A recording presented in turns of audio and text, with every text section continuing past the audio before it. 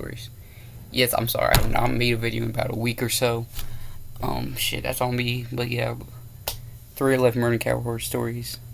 Apparently it's real, so that'd be kind of fucking creepy if you ever had to come by somebody who actually like just kills somebody. So like, yeah, never kill anybody, but actually yes, don't ever commit murder or any crimes. Just live a normal life. But yeah, let's just get in the video. Hold up. Let's go.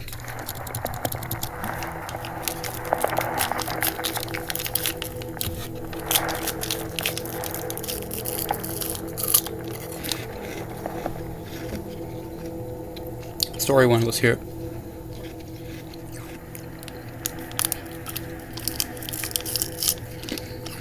This encounter happened back in 2007, when I was 20 years old. Alright.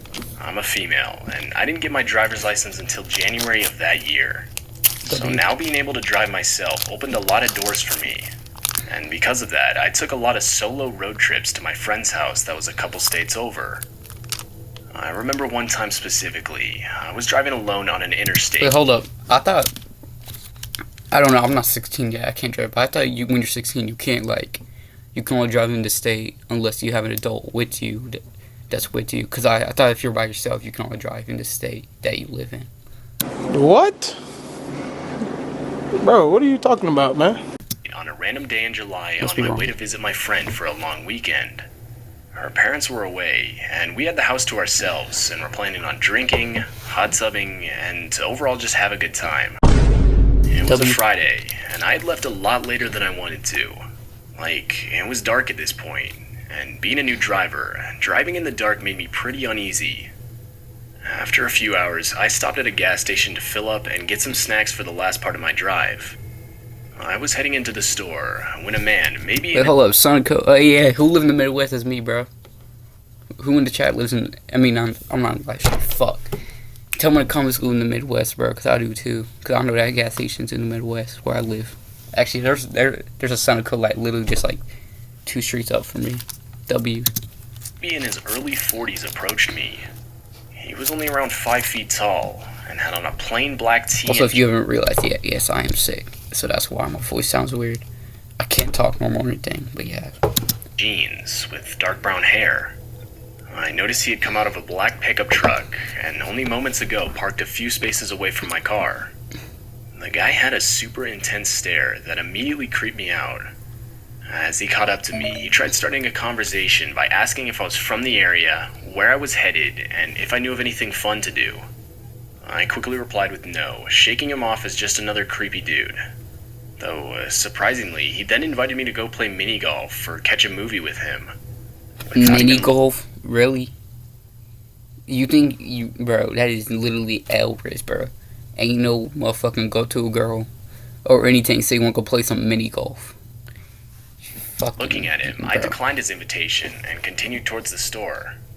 Quite honestly, I was shocked he asked me to do something with him. The whole vibe was off. It was pretty uncomfortable and just random. As I was entering the store, I could then hear him yell a stern hey. It was super aggressive and uncalled for, that it even startled a family walking out of the store. Though I just ignored it and continued inside. Shortly after, I could tell the guy followed me. He was clearly staring at me, so I went to use the bathroom and stayed in the stall for at least 10 minutes texting my friend about the guy. Thankfully, when I came out, I couldn't see him in the store anymore. I then went out to put gas in my car, Kill that man, bro. And was again relieved as his black pickup was nowhere to be seen. Though, to my absolute horror, as I was pulling out of the gas station parking lot, I could hear someone persistently honking their horn. I looked in my rearview mirror, and I could clearly see the same black pickup behind me. Oh, you're fucked. The guy was now shouting and signaling me to pull over to the side. I, of course, freaked out, stepped on it, and pulled onto the on-ramp back onto the highway. But the guy was following me. I called my friend extremely terrified. Hey, are you dumb, bro? There's a man right there, and your dumbass decides late at night to get on the highway, knowing that nobody's really on the highway that much late at night. Bro, you could call the cops or anything, bro. You could literally done something, but your dumbass has to go somewhere where nobody else can fucking help you when there's a man following you. Bro. I drove really fast, and looking back, I'm lucky I didn't get into an accident. The guy didn't follow me for that long, and I think only after a few exits he was gone. Though, even still, the last hours of my drive were extremely tense. I didn't stop for the rest of the trip, and never saw the guy's car again. I remember checking my mirrors constantly the rest of the way. Eventually, I got to my friend's house safely, and we actually had a nice weekend despite the encounter. The whole thing was definitely creepy, but over the years I didn't think too much about it. That was until around 6 years later, when the memory would once again come fresh in my mind. I was talking with another friend of mine who was big into serial Oh, that's just the airplane. Sorry, my bad. killer documentaries and things like that. I remember at one point I had mentioned my encounter, jokingly suggesting that the man I had met was a serial killer, and explained to her my experience. She was fascinated, and therefore wanted to Google active serial killers in the area of where I experienced it all. But the first guy that came up made my heart drop. It was a man named Adam Leroy Lane. I instantly recognized the guy. There was no doubt in my mind. That was the same guy I had encountered at the gas station that night. Yeah, just looking at he looks like a pedophile, murder, like literally everything, bro. Just looking at him, bro. The time and the area were a match. The man had 3 convictions. It was 2 counts of murder and 1 count of assault. This discovery has haunted me ever since, and caused me to be much more cautious in public at night. My heart goes out to the victims of this man and their families. I've been grateful every day since that I didn't become one of them. R.I.P. to the people who died, bro. Damn, bro. That shit's sad, bro. Store if you was here. When I was in my early 20s, and fresh out of college, I lived in some pretty sketchy, albeit cheap apartment buildings in the US. Shit. Now, something to note is that the walls in my apartment block out almost no sound. And because of this, I would almost always hear my neighbor to the left of me blasting his music. Though, if Was he blasting? Is he at least blasting like Cardi or some Playboy Cardi or some shit? Cause bro, imagine I swear if he's blasting some gay ass shit, bro. Being honest, it didn't bother me as much as I thought it would. I would just simply play my own music to not hear it as loud. One night, I could tell he had been drinking a lot, simply from the way I could hear him stumbling across his room. I also figured his girlfriend... Wait, quick question, could you like hear people fucking in the other room? What? Bro, what are you talking about, man? What? Bro, what are you talking about, man? What the fuck would I ask that dumbass question, bro? I'm sorry, bro. I'm sorry. Must have been there, as I could hear him practically yelling at her, which unfortunately wasn't all that uncommon. Usually when things get that loud, I try to get away from it all, and seeing as it wasn't that late, I decided to head out for the night with some friends. We went to a few clubs, and overall had a good time. Fast forward to around 1 a.m. or so, and my friends were dropping me back off at my apartment. Though, as we were driving into the parking lot, in the distance... Shit, that apartment don't look that bad. Actually, that kind of looks shitty, I'm not gonna lie, bro. We could see my neighbor outside crouched down in between some cars and the apartment building. Okay, kind of weird, but I figured it was whatever, as the guy was just yeah, he's hiding from the cops, bro. Generally creepy anyway. He killed somebody, My friends bro. were clearly more weirded out than I was. I honestly didn't think much of it, and just had them drop me off near the gate entrance, as it would be easier for them to leave the parking lot that way. Go with them. But he's gonna as I was walking toward my apartment building, I swear my heart dropped. I noticed my neighbor was now standing perfectly still in one of the bushes that was between 2 of the apartment buildings. As I got closer, it was clear he thought I didn't see him. To break the tension, I waved at him and mumbled a greeting, as I wasn't just gonna pretend that I couldn't see him. After doing so, he stepped out of the bush and came into the dim streetlight, not saying a word, but rather just staring at me. Never in my life have I looked into eyes so widened and fully dilated. The whole encounter was disturbing to say the least, but I tried to ignore it and continued into the building. Right as I got to my apartment door, I got inside and went straight to bed. I was exhausted and just wanted to forget everything and go to sleep. I swear, this person's dumbass forgets to lock the door or some shit, bro. Although, all through the night, I could hear thumps and rustling that sounded like furniture moving. The next morning, I woke up to the sound of cops outside banging on my neighbor's door. Oh, shit. U.S. City Police Department. I was partially relieved to hear them, but that quickly turned to fear of why they were there in the first place. I could hear them take him away in handcuffs. Did he kill his Shortly girlfriend? after, the police started knocking on my door. Oh, you're fucked. They asked me when the last time I had talked to or seen him was, and without hesitation, I told the officer everything that had happened the other night.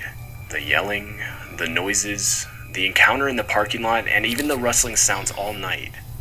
But what I was told next will forever haunt me. He killed I his was told that girlfriend? my neighbor had brutally murdered his girlfriend that What I night. do, bro? R.I.P., They bro. said he dragged her body outside and into a nearby ditch behind the apartment. Like, what could have she done, bro? Like, did she get fucked by, like, 10 big black dudes or something, bro? What the fuck, bro? What the fuck do I keep saying gay shit? R.I.P. to his girlfriend, though, or something, bro. Apartment buildings. And that's when I realized that the other night I was looking at a person who had just taken another human being's life.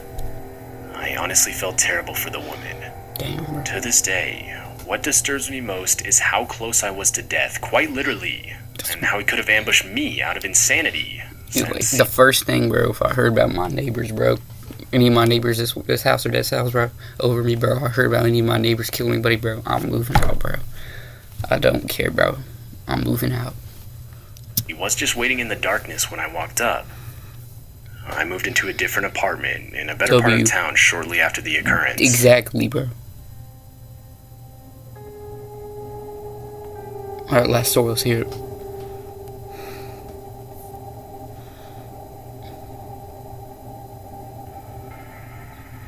I'm a female and 22 years old. Why is it always the females, bro? Like, are they the ones who are always, like, attacked more, like, experienced more, bro? And I swear, like, why is it always these stores that always live in apartments or something, bro? I'm kind of happy I feel like I'm kind of happy that I don't live in an apartment now, because this was the shit that happens, bro. And I swear. I just recently got out of a pretty abusive relationship. Oh, and honestly, I wasn't in the best place mentally because Sorry, of it. never mind. Happy day you got out of that. If I'm being real, it was difficult for me to now have to go home each night to an empty apartment with just myself.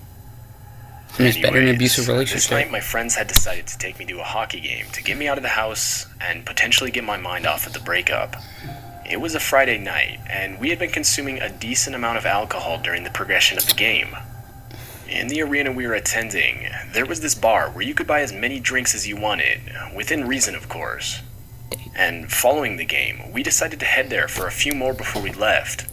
It was a busy night, so especially considering the game was coming to a close, the line was decently long. During the duration of the time I was patiently waiting, I had started to speak with a couple guys right next to me. Shortly into the conversation, one of them spoke up and asked for my phone number. Looking back, I definitely should have said no, but in the state I was in, I gave it to them. After we had finally gotten our drinks, my friends and I decided to call it a night. We parted ways, but instead of calling an Uber and going back to my apartment, I very stupidly decided to text the man I had previously exchanged contact information with. Dumbass, bro. He responded almost right away, saying he'd head over in an Uber and take me back to his place if I wanted. No. Again, I made a stupid decision and agreed. Oh my Eventually he god, showed up, bro. and we were off back to his place. Though, the Dumbasses. drive was a good 45 minutes. Yeah, okay, if that's We arrived- if that's the house, bro, then obviously he murdered at least like 10 people and they're all in his basement, bro. I quickly realized we were practically in the middle of nowhere. We weren't anywhere close to the city anymore, and as I looked around, I realized no other property was in sight. Quite honestly, without context, I easily would have mistaken his Like- house for an abandoned building. It was that bad. He lived in a fucking abandoned building. He's asking, "Oh, you gonna go back to my place?" And you didn't even ask where he lives or something. Like, he doesn't even live near a city now. Like, now he can kill you. Now he's not gonna get fucking caught. Most likely because he doesn't live in the fucking city or anything, and he lives also in a fucking goddamn abandoned building. But regardless, being as intoxicated as I was, I quickly disregarded all my suspicion and followed the man to the front door. As we entered, I quickly realized how clean the place looked from the inside. Like, think hospital level clean, Oh, even damn. down to the smell. Without even offering, he quickly poured us a glass of seemingly expensive red wine. I thought nothing of it at the time, and from what I remember, he poured it right in front of me, and even drank some himself. Though, that was the last memory I had of that night. The next thing I knew, I was in a bedroom with the sun now clearly shining through the window. The noise of a shower running quickly filled my ears. I was groggy and dazed when I woke up, but I slowly began piecing together where I was, who I was with, and just the overall situation I was in. And to leave the fucking place. As it came back to me, I realized I needed to leave immediately. Yeah, get out. I frantically began to search for my cell phone, clothes, and wallet, but it was no use. I couldn't find them. I rushed out of the bedroom in the hopes to just leave unnoticed prior to this man getting out of the shower.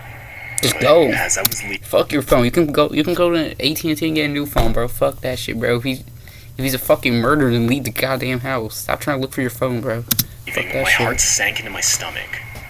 All of the furniture and floors were completely covered with plastic shower curtains, which I distinctly remember not being there prior to me blacking out the night before. I quickly noticed all of my personal belongings were placed neatly on the kitchen counter, alongside a knife that clearly wasn't a kitchen knife, but rather a hunting knife, or something like that. My instincts kicked in, and I instantly grabbed my things and ran out the door. I ran for several minutes in a random direction, panicked and full of adrenaline. A good 10 minutes of full-on running down the road, and I finally stopped to call a friend to pick me up and take me back to my apartment. When I got back, I instantly blocked the guy's number, and to this day have never heard anything from him again. Now, looking back, I realize I should have contacted the authorities immediately, but for whatever reason I never did.